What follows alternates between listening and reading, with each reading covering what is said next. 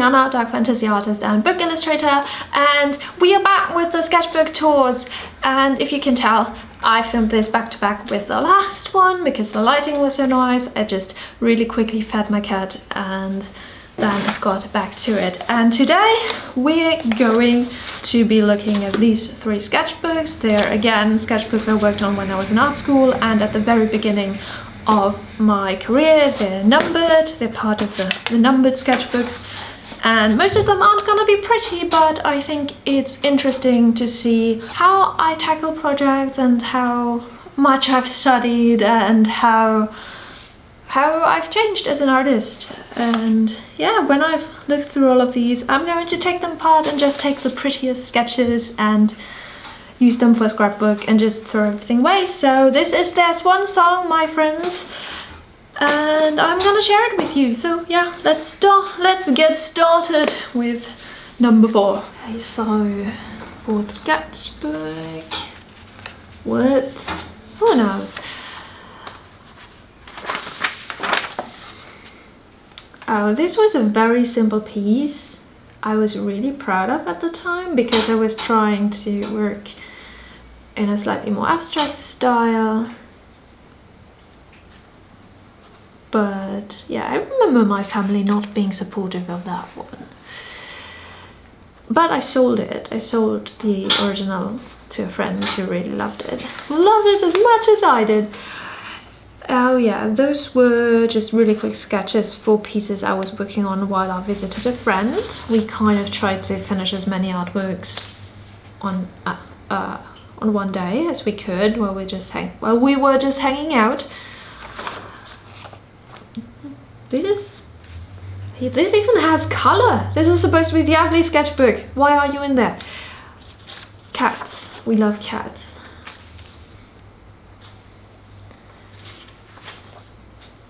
A weird goat-based dragon. Okay, I was clearly interested in creature design at the time. Okay, and I was still experimenting with my style. What was going on here?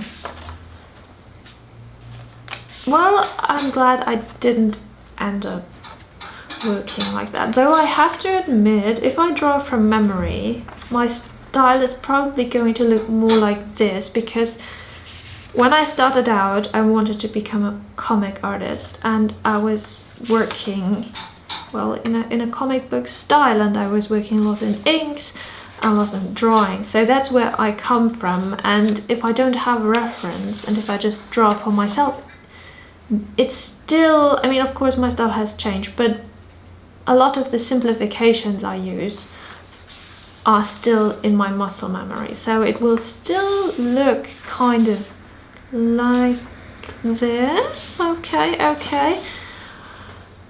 Oh my, I never finished that. I mean, that would be really beautiful. I kind of want to finish that. What?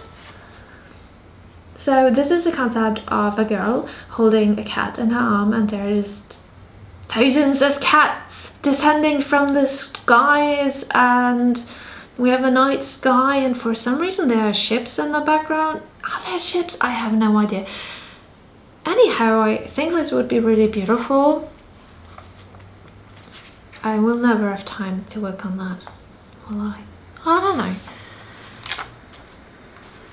I guess this is an escalator, or was supposed to be one. Studies.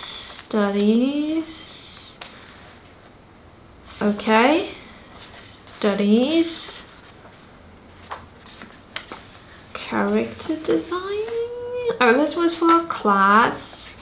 It was supposed to be an event poster, and I ended up doing that in photography and with some handwritten type, because I have a fondness for handwritten type and I cannot really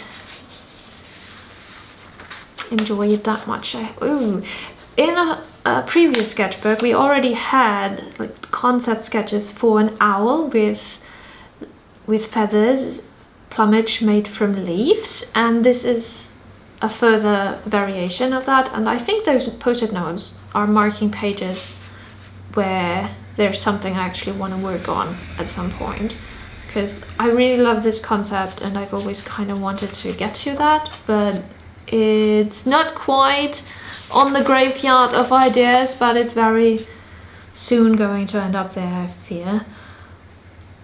This one I took to final. It was for one of the challenges, the math challenges I talked to about before. I made a colored version of this.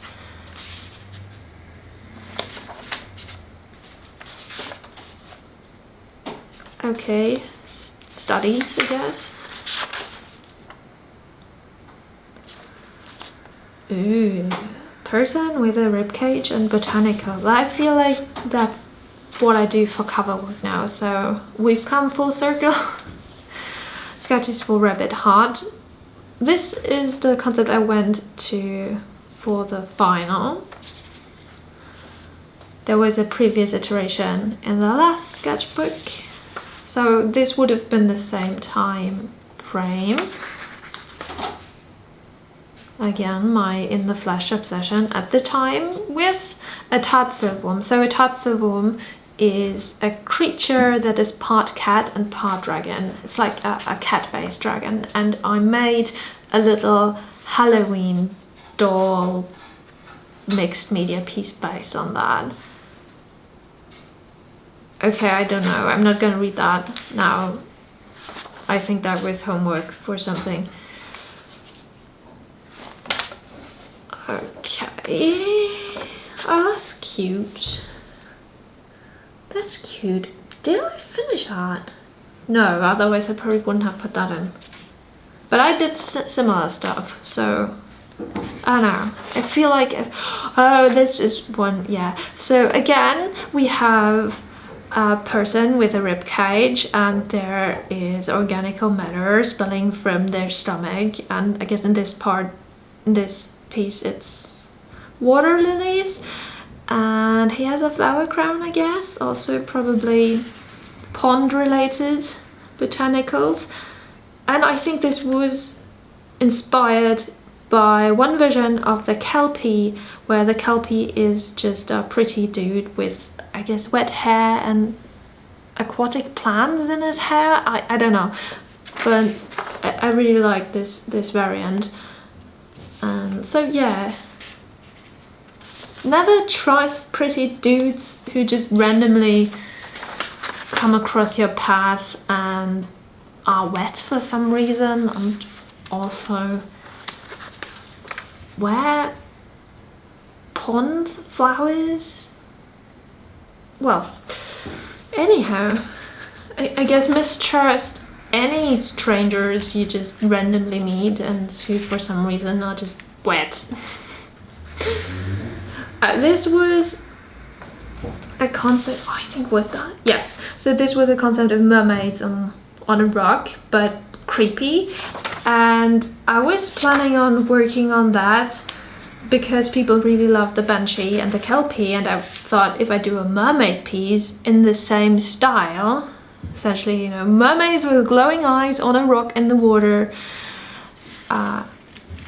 with backlighting, then people would really love that too. I never actually got to work on that, which I guess is okay, but it would have, I still think it would have been a really successful piece. I just never wanted it enough.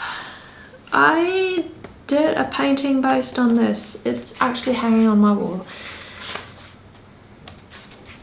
More creature design.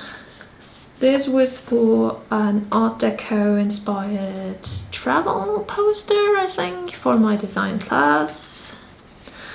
This is a piece called Emma Gets Caught, and it's a ballpoint drawing. It's really old and I still have it somewhere. Oh yeah, so I further developed this concept. This looks pretty much like what I have on my wall now. Yes. I'm gonna show you, when I finish filming this, I'm gonna take a snapshot of the painting on my wall. So this was based on a doll I made, and I kind of wanted to write a book about him and his pet jackdaw, and it was going to be like a mixed media graphic novel in different styles, and yeah, it never went anywhere. It's very solidly on the graveyard of ideas. It would have been really beautiful, but I'm not sure it would have been particularly well written. I mean, I'm not primarily a writer, so I guess that's the caveat with any books I create, is they're gonna be beautiful, but, well, I won't guarantee anything else. Oh, this was for the month of Fear. Oh, that's actually really cool. This was for the month of Fear during that time. For those of you who don't know, the month of Fear was an art challenge that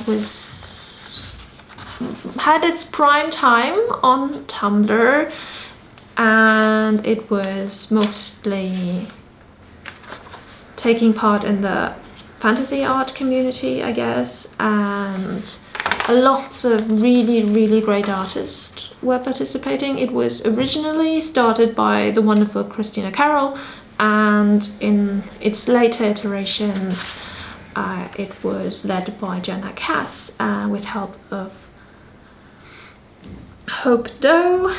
And yeah, it was really cool. It was just, there was also the month of Love, which was in February, so, but the month of Fear was in October, and it was just this cool time where so many amazing artists were just trying to outdo each other with amazing artwork. So yeah, it was a time of plenty for fantasy art and horror art. I mean, the month of Fear was called the month of Fear for a reason, and it was really important to me when I was starting out. I created so much artwork for it that was really good, and that essentially was the basis for my portfolio. One of my pieces for the month of Fear ended up in Spectrum.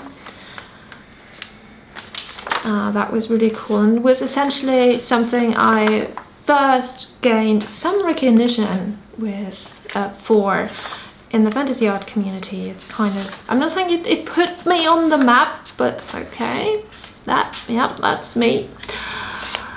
But I think it was the thing that made some people take notice of me,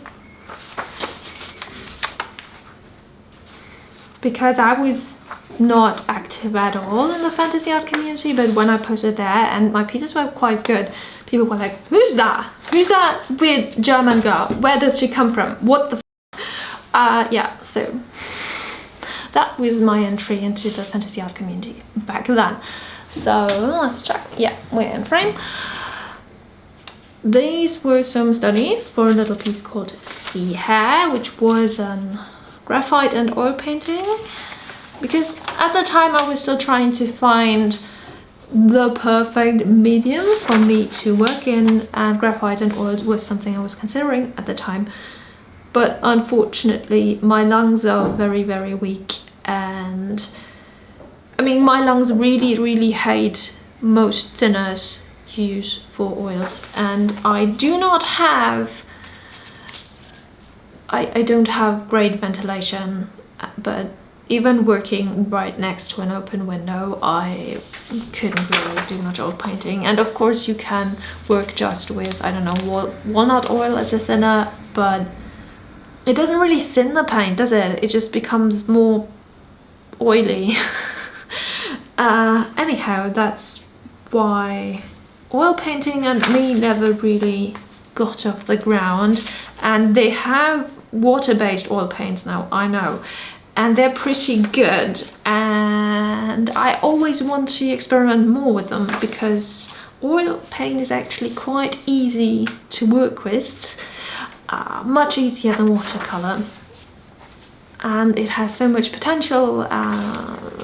It could be so cool, and I always kind of want to combine really realistically painted pieces with drawings, and yeah, but I'm not an oil painter, and I don't really have the time that I had back when I was in art school when it comes to just experimenting with paints, because in art school, at least for me, I was really lucky. I just had to focus on I have a final for that one.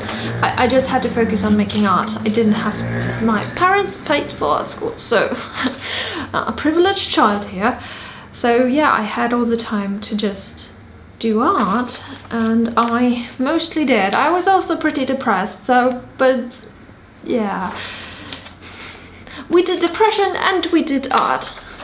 So it's good that I still got a lot done, I guess. Yeah.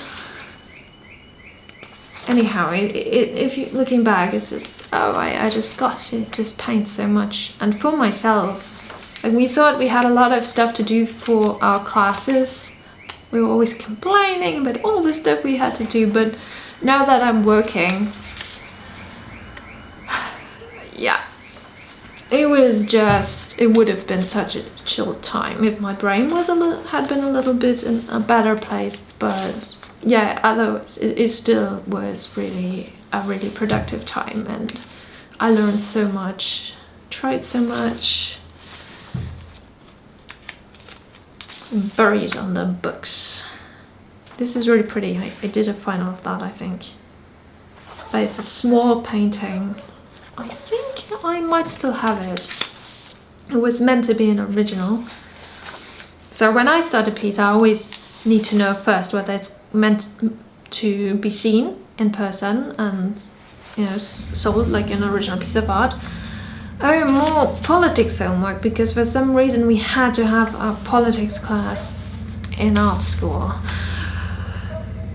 Yeah. I was saying, well, yeah, before I start, I need to know whether the piece needs to be seen in person or whether it's going to be a file, a print file.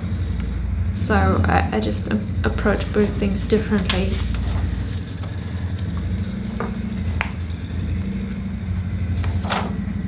And both simply offer different possibilities. It's really nice for traditional pieces to experiment with shiny bits, right? Shiny bits and textures that are only visible in person, and reflecting areas and stuff like this. That can be really, really cool. But digitally, you have other perks, and that's certainly Blue Velvet poster for class. I have a final for that one. And I started my ABC of Magical Creatures. Yeah, it was one of my first weekly drawing projects, and it was so much fun, and I made it. Wait a second. I made a book, and I still have some copies, but my shop isn't open right now. And yeah, so you can't get this right now. But it was the first book I made, and I printed, and it was the first bigger project, I guess, for me. And yeah, it was really, really cool. And I was doing pencil drawings on Copic paper, which is really thin and very, very smooth. And I haven't bought it again because the originals suck. But you get these very fine and very soft drawings. I didn't clean that scan very well, did I? Never mind. I left in the creases, but it was kind of intentional because I did it for everything there as well. I wouldn't do that nowadays. As I look at this, there are a few things I would do differently editing this. But yeah, I was really proud of this when I saw it out.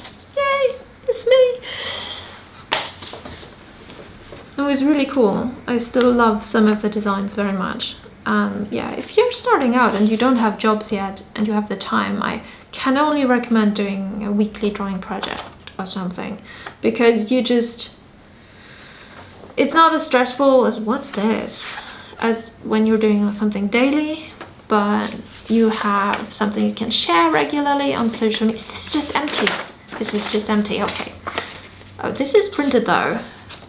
Can I show this to you? What is this? Oh, yeah, just that's cool. Okay, and a skeleton leaf and a piece of yarn. Okay. And this is what it looks like, I guess. And next one, he has a cool fox on the cover. And notes and the Dalek, I think. Oh, where's the Whovian? This was a bit of practice I did based on an Andrew Loomis illustration book. On this too. I was just working on value studies on different values for compositions and like light and dark and so on and so forth, you know, values. Oh, okay, so for one class I did a stop motion film, which was really cool. And this was a cat doll that I built for it. Oh, do I have the... No, I don't have the film on here, so I have a problem with the film because the music I used was fine for non-commercial products, but I am a business, and even if this channel is not monetized and so on and so forth, I can't just post this here because I am commercial now.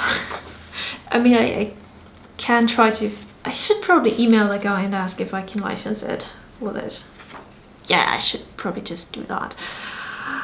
Oh yeah, those were thumbnails for a children's book project that never went anywhere, but it was in this doll style, and I think I created 2 pages for that, 2 illustrations.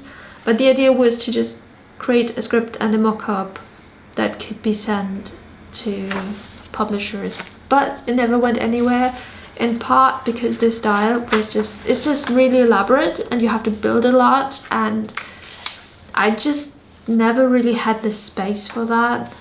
I mean, I admire folks like Red Nose Studio.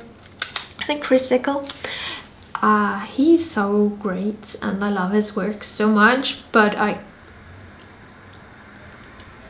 mean the space you need for building all this stuff, and not for me.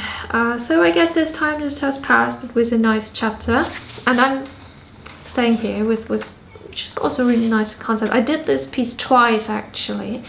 It's The Cat and the Moon. This is the one I took to final, and it's inspired by a William Butler Yeats poem of the same title. And yeah, I did the first version for the math challenges, which I talked about in the previous video. This is the one I took to final. Yeah, it's just a bigger version than this, and it's a really cool piece, and it's still one of my most successful pieces. I still sell prints once in a while, and I sold the original, which I'm always proud when they go to a new home. And lots of cat studies, because yeah, well, they're not that easy to draw. Concept that never went anywhere. Studies. This was an idea for a piece I took to final.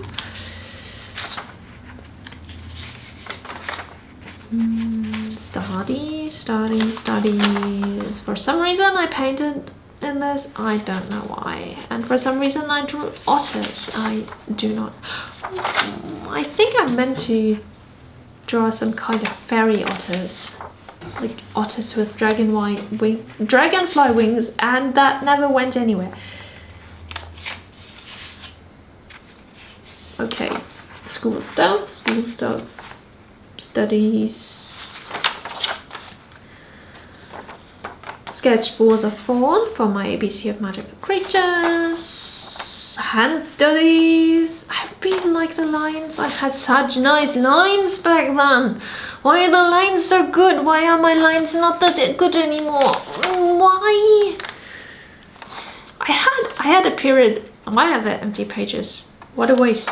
There was a period in my life where people compared my life drawing studies to Rembrandt. No. Michelangelo. I prefer Rembrandt, but it was Michelangelo, and yeah, that was a short period of my life. clearly I still remember it. So yeah, those were next 3 sketchbooks. I will take them apart now, or I will eat something, I guess. So thank you so much for watching. You can catch up with the other sketchbook tours if you like, or not. They're kind of like this, just with different sketchbooks. There will be more. There will be more, but not today. Thank you so much for watching. Bye!